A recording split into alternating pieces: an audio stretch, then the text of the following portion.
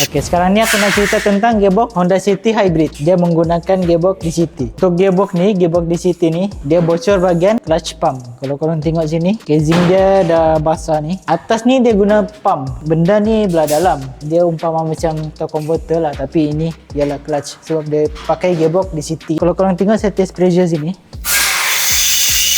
Bila saya dah test pressure sini, dia akan keluar angin lah. Itu tanda dia dah bocor. Bila dia bocor, gear dia akan jadi slip lah. Punca dia daripada clutch pump dia bocor. Bila jadi case macam ni, clutch ni memang kena tukar lah. Dan juga pump ni pun kena tukar sekali. Gearbox ni tak perlu overhaul pun sebab dia punya masalah daripada luar je. Dalam dia masih boleh pakai lagi. Macam gearbox DCT ni, dia kurang masalah lah bahagian dalam ni. Common issue dia memang kena bahagian clutch pump ni selalu bocor lah. Dia akan getah. So sampai masa dia keras, dia akan bocor. Pada korang yang ada masalah gearbox, boleh datang ke Transmatic Automotive Section 15 Shah Alam.